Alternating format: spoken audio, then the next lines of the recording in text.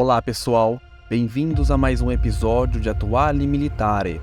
No vídeo de hoje, entraremos em um contexto histórico que ocorreu no dia 9 de agosto de 1945.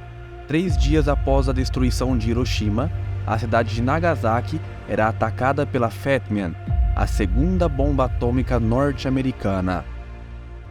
Hoje eu vivo na casa dos meus sonhos em uma montanha na Itália, e a única coisa que eu precisei para fazer isso foi meu notebook. Tá a fim de descobrir as estratégias que dão certo para você conseguir viver de onde você quiser também, ganhar dinheiro só com o PC, alcançando a famosa liberdade geográfica?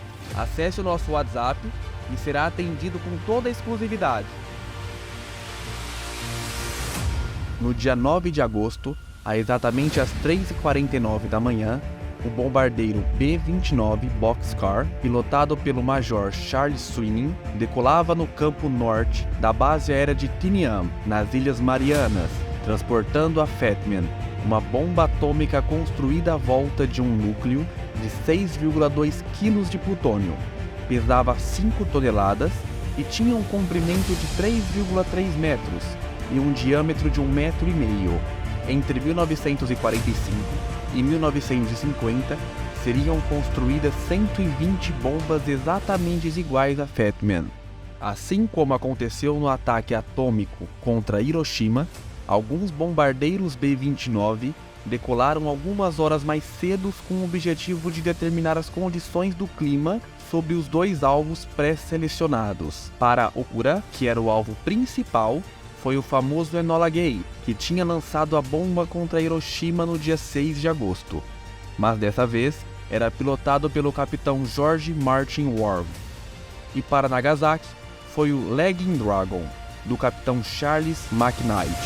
O Boxcar era acompanhado pelo B-29 The Great Artist, com instrumentos para medir os efeitos da detonação, e o Big Stink, com câmeras fotográficas e de vídeo para registrar a explosão. O Full House deveria encontrar-se com um grupo a meio do caminho, mas falhou no ponto de encontro e não completou a missão. No início da manhã, o Boxcar começou a sobrevoar Kokura, mas a cidade estava completamente coberta por nuvens pesadíssimas.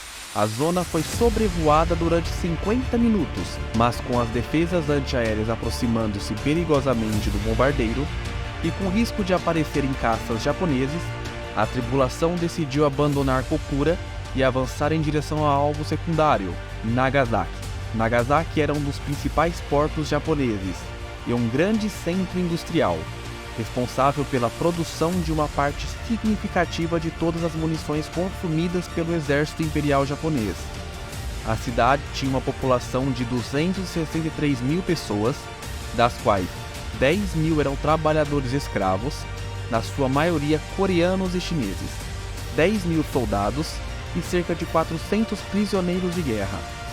Às 10h53 da manhã, a Boxcar e o The Great Artist começaram a sobrevoar Nagasaki, mas as nuvens atrapalharam a localização do alvo. Foi às 11 horas, na segunda passagem sobre a cidade, que uma abertura rápida das nuvens permitiu a identificação do alvo, com a bomba sendo lançada às 11 horas e 1 minuto.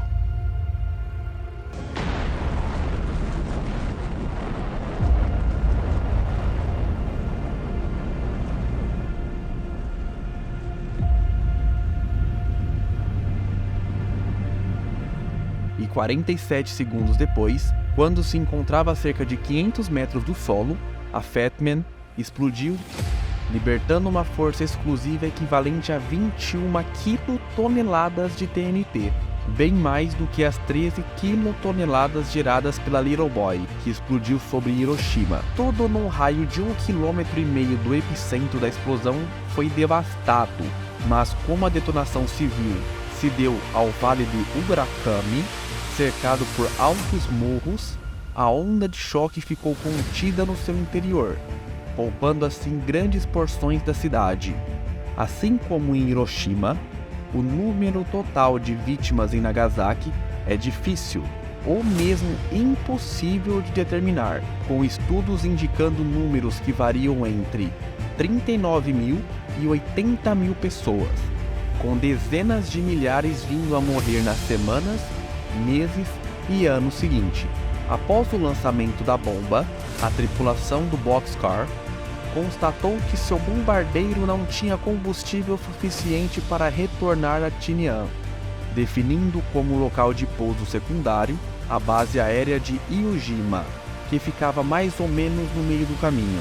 A aterrissagem de Iwo Jima foi complicada e perigosa, com o Boxcar praticamente sem combustível e apenas 3 motores operacionais.